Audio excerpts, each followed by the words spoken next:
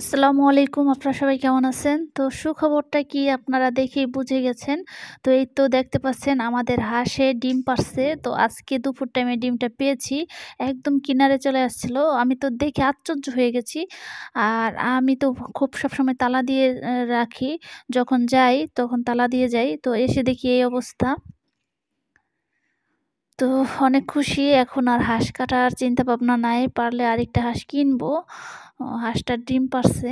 খুব ভাল লাগতাছে। আর এখন হচ্ছে আমাদের ছোট, ছোট যে মুরগির বাচ্চাগুলো কিনে আনছিলাম, তো ওই বাচ্চাগুলোকে একটু ভ্যাকসিন করার প্রয়োজন। তো রানীক্ষেতের ভ্যাকসিনটা করবো। তো আমি ভ্যাকসিনটা বানিয়ে নিয়েছি। বানিয়ে নেওয়ার পরে এখানে চলে আসলাম মুরগির কাছে।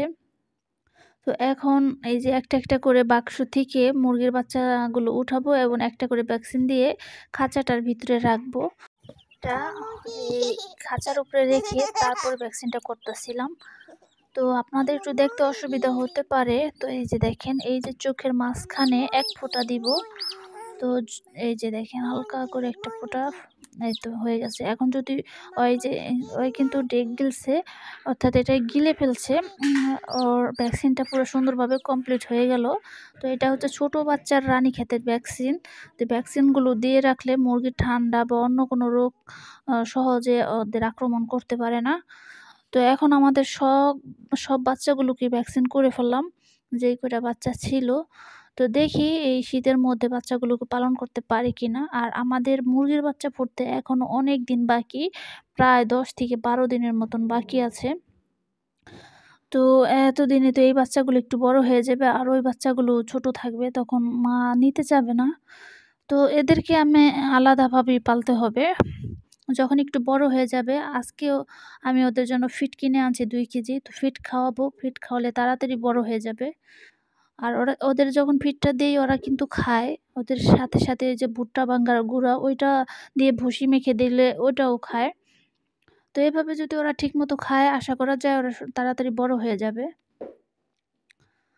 তো এখন হচ্ছে আমাদের হাঁস মুরগিগুলো ছেড়ে দিব। তো এই যে দেখেন, উপরের ঘরের মধ্যে আমার ইচ্ছা ছিল হাঁসগুলো পাড়ার। হাঁস ১ টা হোক ২ টা হোক উপরের ঘরে পালবো। আর টাইগার মুরগিগুলো এখন কাটার ইচ্ছা নাই। টাইগার মুরগিগুলো আরও বড় করার ইচ্ছা আছে। টাইগার দোনোটাই মোরগ। এটা এখন একদম পুরা শিওর হয়ে গেছি আমি। এই তো দেখেন, এই যে আমাদের হাঁসটা কিন্তু অনেক শুকিয়ে গেছে। আর জলপরি, হাঁসের নামটা দিয়েছেন জলপরি। তো আমাদের জলপরি কিন্তু অনেক শুকিয়ে গেছে। একদম বুকের আ হাড়টা বের হয়ে গেছে। এরকম অবস্থা। পাতলা হয়ে গেছে। যখন আনছিলাম অনেক ওজন ছিল। এরপরে হচ্ছে আমি ভুট্টা ভাঙ্গা এবং গম একসাথে মিশিয়ে খাওয়াচ্ছিলাম কয়েকদিন। তারপরে আজকে হঠাৎ করে ডিমটা পেয়েছি। অনেক খুশি লাগতেছে। ডিমটা দেখে অনেক বড় একটা ডিম পারছে।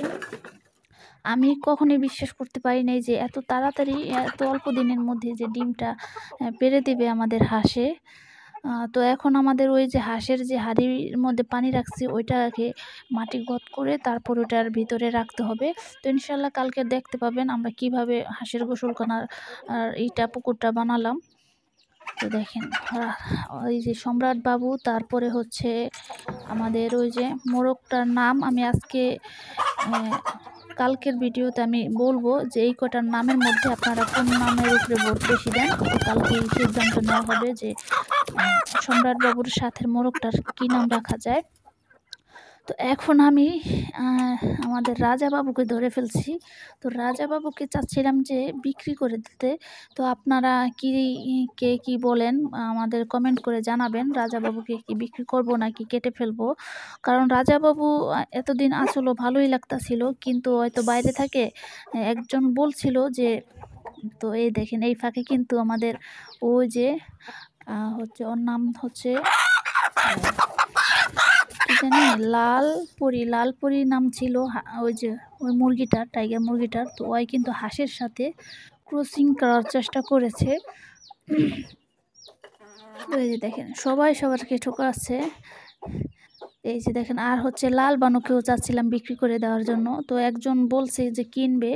তো আপনারা আপনাদের কমেন্ট করে আপনাদের মতামতগুলো জানাবেন। তো চেষ্টা করব সেই অনুযায়ী ভিডিও বানানোর। তো দেখি আপনারা কে কি বলেন। লাল বানু হচ্ছে একটু বুড়া মুরগি। তো কিন্তু দেখতে ভালো লাগে, কিন্তু ডিমটা একটু পারতাছে না। ডিমটা অনেক দেরি করে পারে। অনেক দিন হয়ে গেছে বাচ্চা নাই, তাও ডিম পারতাছে না। এই হলো বিষয়। তো তার জন্যই চাচ্ছিলাম রাজাবাবু এবং হচ্ছে আমাদের লাল বানুকে বিক্রি করে দেওয়ার জন্য। বিক্রি করব অথবা কেটে খেয়ে ফেলবো। তো দেখি এর মধ্যে আবার আমাদের ২ টা মুরগি বাচ্চা ফোটাবে। তো ওই বাচ্চাগুলোকে আবার পালতে হবে। তো দেখেন আমি রাজাবাবুকে কিন্তু হাত দিয়ে ধরেই রাখছি। আজকে একটা সিদ্ধান্ত নিতে চাচ্ছিলাম, পরে সর্বশেষ কিন্তু আমি রাজাবাবুকে ছেড়ে দিয়েছি। এই তো দেখেন। তো আজকের ভিডিও ছিল এই পর্যন্তই। আপনারা সবাই ভালো থাকবেন, সুস্থ থাকবেন। আসসালামু আলাইকুম।